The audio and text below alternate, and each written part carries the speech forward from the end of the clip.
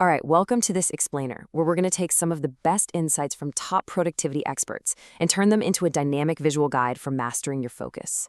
Now, if you've ever felt like your attention span is just kind of slipping through your fingers, you are absolutely in the right place. Today, we're breaking down a really legendary productivity system. And we're not just looking at the basic rules, we're getting into the advanced, science-backed upgrades that literally make this a total game changer. So, let's dive into this universal struggle that, let's be honest, almost all of us face when we sit down to do deep work. I mean, does this sound painfully familiar? You block out 2 whole hours to crush your work, but somehow you end up spending 30 minutes scrolling TikTok, 20 minutes just agonizing over your to-do list, and then another 15 minutes staring blankly at the screen trying to hype yourself up to start. It is so frustrating. But as we're about to see, it's completely fixable. So here's our roadmap for this explainer. 1. The focus problem.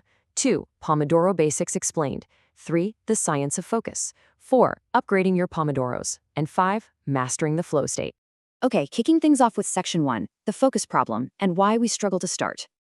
This quote right here really hits the nail on the head. You don't have a focus problem, you have a strategy problem. See, trying to just power through a massive all-day session without any sort of system, you're basically setting yourself up to fail. When you tell yourself, oh, I'll just study all day, that makes the task feel so heavy and overwhelming that your brain just refuses to start. You need a strategy that makes jumping in feel absolutely effortless. Moving right along to section 2, Pomodoro Basics Explained. Let's talk about the famous tomato timer. Flashback to Rome in the 1980s. A university student named Francesco Cirillo was completely stuck in a rut with his procrastination. And then he realized, hey, I can actually beat this by using a simple, physical kitchen timer. And this timer just happened to be shaped like a tomato, or a pomodoro in Italian. By winding up this little plastic tomato, he created these short, urgent bursts of work that entirely transformed his output. So, the whole system is built on this really simple core loop. First, you pick one single task, not 3 things, just one. Then you work on it for exactly 25 minutes with intense focus. When that timer rings, boom, you take a 5-minute break. You repeat this whole cycle 4 times. And then, and only then, you reward yourself with a longer 15 to 30-minute break. Now, why does this work? Because it creates this sense of urgency without completely burning you out. 25 minutes feels super doable to your brain. It's just a tiny commitment to get your foot in the door. But hey, real life happens, right?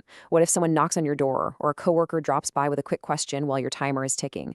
Well, Cirillo actually had a strategy for this. You can protect your focus without being a jerk about it. It's inform, negotiate, and call back. You politely inform the person you're in the middle of something, negotiate a specific time to help them out, and then you actually follow up and call them back the second your 25-minute Pomodoro is up. You've got to protect the timer. Which brings us to section 3, the science of focus, and exactly why this timer works so well. It's crazy because the timer actually gives you a sense of urgency without that dreaded burnout. Every time you cross the finish line of a 25-minute chunk, your brain gets this awesome mini-win, which floods your system with dopamine and gets you hyped to tackle the next one. Plus, by locking onto just a single task, you completely avoid what psychologists call attention residue. You know that heavy, gross mental fog you get when you're constantly bouncing between 50 tabs, your email, and your phone? Yeah, Pomodoro stops that in its tracks by forcing your attention span to operate at peak efficiency. And really, the ultimate endgame here is unconsciously training your brain to know that the second the timer starts, it is exclusively time to work. It's literally like Pavlov's dogs. You are using classical conditioning on yourself. You're associating a physical stimulus, like the ticking sound, or sitting down at a very specific desk with intense focus. Do this enough, and eventually, just starting that timer will unconsciously signal to your brain to drop everything else and get right into the zone. All right, let's level up. Section 4, upgrading your Pomodoros with some advanced tactics. Listen to me on this one because it's absolutely crucial. Your break is for your brain, not your boredom. If you spend your precious 5-minute break just sitting at the exact same desk, opening your email or scrolling YouTube, you are entirely destroying the technique. To actually recover, you have to step away. Stand up, do a deep third world squat to stretch out those legs. Go outside, grab some water, or just pace around the room like you lost your keys. Give your mind some actual space to breathe and reset. Also, keep in mind, you aren't strictly chained to that 25-minute mark. As you can see here, you can totally customize your intervals to fit your own brain's capacity.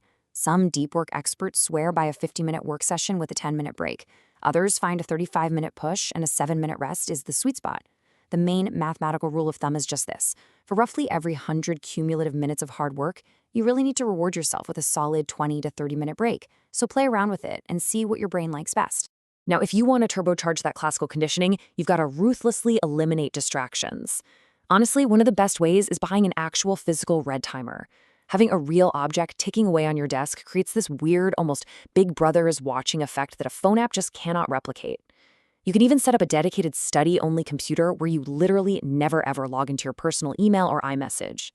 Or if you have to use your phone, try gamified apps like Forest. You start the timer, a little digital tree starts growing, and if you leave the app to check Instagram, your tree literally dies. Talk about motivation. So the science on listening to music while working is actually kind of mixed. In fact, it can hurt your cognitive performance if the task is super hard. So a really cool advanced strategy is music escalation. At minute 0, when you're tackling something tough, go with absolutely no music, pure silence. Then, around minute 15, when you inevitably feel your focus just starting to slip a little bit, fade in some ambient or low-intensity classical music. Finally, right at minute 20, when you have to push through that final wave of fatigue, that's when you switch to the intense electronic or lo-fi beats to drive you right across the finish line. Okay, bringing it home with Section 5, mastering the flow state and knowing exactly when to break the rules. See, getting into a highly productive flow is pretty much the holy grail of any work session. A flow state is that magical, golden psychological zone where you completely lose track of time, you forget to eat, and you're just totally absorbed in the work. The task hits that perfect sweet spot between being challenging and enjoyable.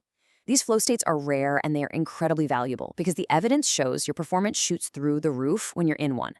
So here is the golden rule for advanced Pomodoro users, and this is huge. The method is designed to serve you, not trap you. So if you finish a task 12 minutes in, don't stop. Immediately pivot to the next thing on your list until those 25 minutes run out.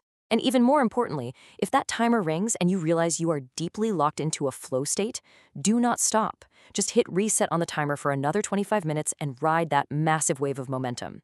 You can always just tack on your skipped 5-minute break to your next scheduled rest. Seriously, whatever you do, don't let a ringing bell ruin your absolute best work.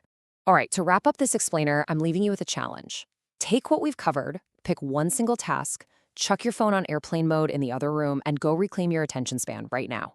Because the Pomodoro technique isn't just some cute kitchen timer trick, it is a literal mental weapon against procrastination. And it really leaves us with this wild thought. If a simple tomato timer can completely rewire your brain's dopamine system in just 25 minutes, what other incredible psychological levers are just waiting for you to discover? Thanks so much for joining me, and go get focused.